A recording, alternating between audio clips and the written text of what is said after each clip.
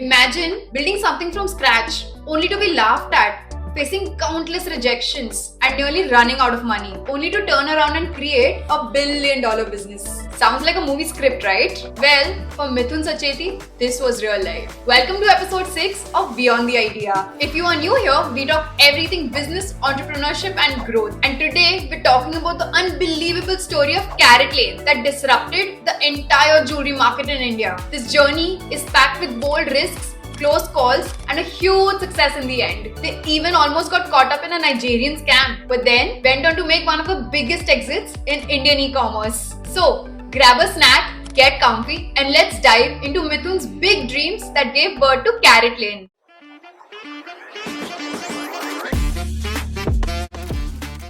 Mithun grew up in Mumbai and his dad owned a jewelry shop named Jaipur Gems. From a young age, Mithun was exposed to the jewelry trade and learned a lot about the industry's intricacies. He studied gemology at the Gemological Institute of America, where he dwelled into the world of gemstones. After finishing his studies, he returned to Mumbai and joined the family business. After working there for almost a month, he moved to Chennai to start operations in South India. In 7 years, the business reached Rs 80 crore in revenue and made a 10 crore profit. It was a reasonably good sized revenue and a very profitable business. He opened a second store in Coimbatore in 2007. However, he felt frustrated that it took him 7 years to open a second store. There was no speed, no growth. He wanted to expand faster. Here, Mithun identified a problem. His entire revenue was coming from around 600-700 customers. Now we are in the year 2007.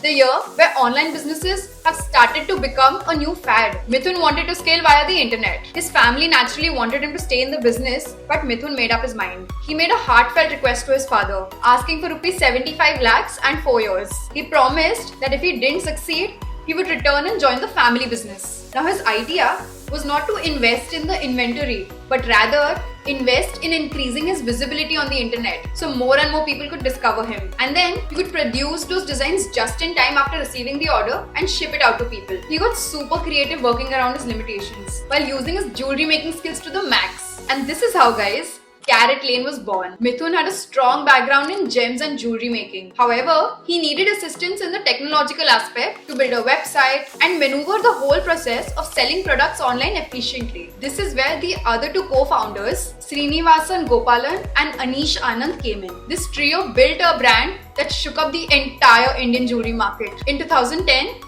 Caratlane's e-commerce platform was launched. Early on, the founders figured out that there was a highly competitive market for gold in India. They figured that due to the transparent pricing for gold in India, the margin was pretty low. They decided to shift the focus from gold jewelry to diamond jewelry. They figured that diamond jewelry has higher margins and can be marked as a luxury item. The first 3 years after starting Caratlane were a nightmare. Nobody believed that jewelry could be sold on the internet. In 2011, Mithun was struggling. Rejections from investors were piling up. The business was losing money. And to make matters worse, he was running out of time on the 4-year promise that he made to his father. And then, one day, a strange message popped up on LinkedIn. Now here's where the story gets even more interesting. The sender claimed to be Lee Fixell from Tiger Global, a big investment firm. And Fixell was interested in Caratlane. Now, naturally, Mithun thought this was a Nigerian scam. After all, no one had believed him or his company for 2 long years. And suddenly a top-tier investor wanted in. This had to be a joke, right? Well, it wasn't. The message was real. In 2011, Mithun's decision to take that meeting with Fixell wasn't just about the money. It was about great persistence and timing. Mithun was at a point where the pressure could have easily broken him. But instead, he negotiated his way to a $6 million investment even when he didn't have a single penny in his pocket. This led to Caratlane's first major investment, $6 million from Tiger Global. But that was only the beginning of Mithun's roller coaster journey. Even after the investment, things didn't magically turn around. In 2013, they tried to boost sales by launching a massive TV campaign, spending around 4 to 5 crore rupees on this. It flopped. The initial excitement fizzled out and sales didn't pick up as expected. They then opened their first physical store in New Delhi. It was designed as a digital showroom where customers could browse jewelry on screens. But the customers weren't impressed. They wanted to touch and feel the jewelry. And that day, Mithun learned a critical lesson. Sometimes digital alone doesn't cut it. This company was bleeding crores of losses every month and was on the brink of going under. But then, Caratlane made a comeback that shook the entire Indian jewelry market. It was one of the biggest comebacks in the Indian startup ecosystem. There were some big competitors in front of Caratlane, like Bluestone, which offers a variety of products like bridal, ethnic, contemporary, diamond jewelry, etc. To compete with players like Bluestone, Caratlane raised another funding round of $31 million this time. After hitting $1 million, they started focusing on distribution and logistics. Now, Caratlane was able to provide its customers fast and reliable delivery, especially since at that time, Amazon was also in its growth phase. But again, things started to take a turn here. By the end of 2016, there was a major slowdown in the overall Indian economy. Many e-commerce companies were struggling. And by 2016, Caratlane hadn't established itself as a brand in the eyes of its customers. The big problem was that customers were still hesitant about buying jewelry online, and customers preferred seeing jewelry in person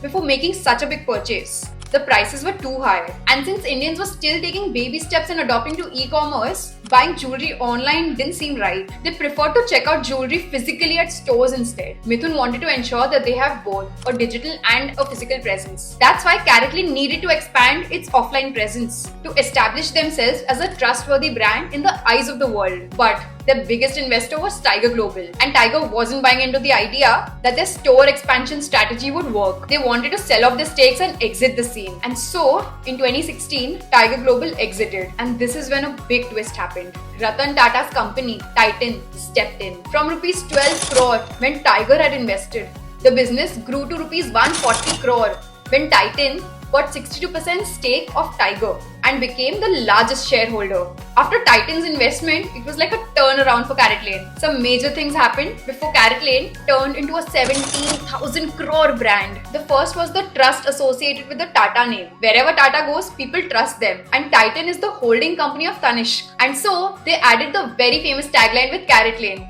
a Tanishq partnership. That partnership changed everything. Mithun leveraged Titan's trust and Tanishq's brand strength to take Caratlane to the next level. But even after Titan's entry, Mithun wasn't satisfied. He expected faster growth, and this is where there was another turning point. In a meeting in 2017, he told Rakesh Jhunjhunwala about his business. Rakesh Jhunjhunwala bluntly told Mithun that his business was losing money and lost interest in the conversation after this. What happened next is quite interesting and funny. Mithun started his pitch, but no one was paying attention.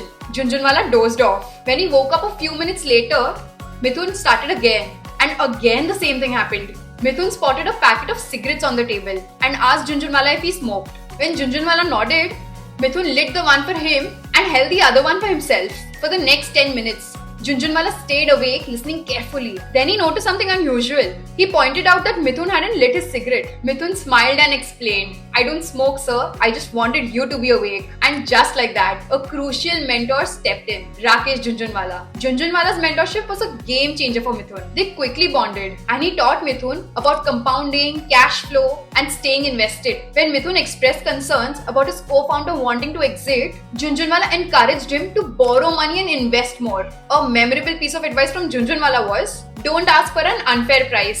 Stick to your price," which Sacheti took to his heart. Now you see, people are cautious when buying jewelry, and trust plays an important role in their decision. Since Titan took over Caratlane, the brand has improved significantly. They leveled up their marketing game. They had clever strategies that made the brand even more appealing. They started offering services like a free trial at home, a 30-day money-back guarantee, lifetime exchange, and certification from recognized institutions, which was the biggest selling point. The competitor Bluestone, which got one of the biggest funding rounds in India, seemed to have fallen behind in the game. Another thing is, when it comes to margins, they were struggling. You see, in India, most jewelers have really high inventory costs because they need to keep a variety of designs to show to their customers. Plus, it takes time to create the final product, so they have to maintain a safety stock as well. This is why the inventory costs are also so high, which was not quite the case with Caratlane because they were an online brand. By 2023, Mithun Sacheti had transformed Caratlane from a struggling startup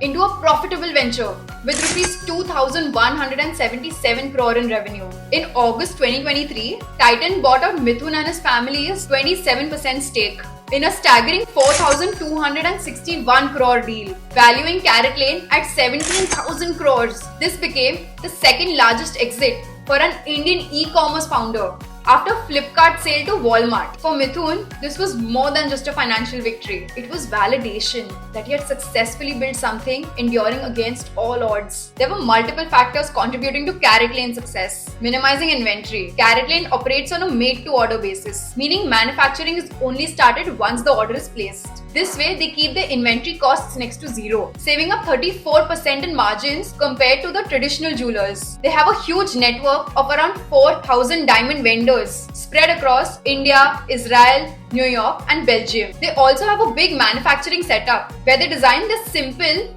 yet modern diamond jewelry, existing gap in the market, and branding strategies in accordance. They figured out one of the major gaps with jewelry in India. Indian women love jewelry, but owing to the high prices and heavy designs, they are unable to wear it on a day-to-day basis.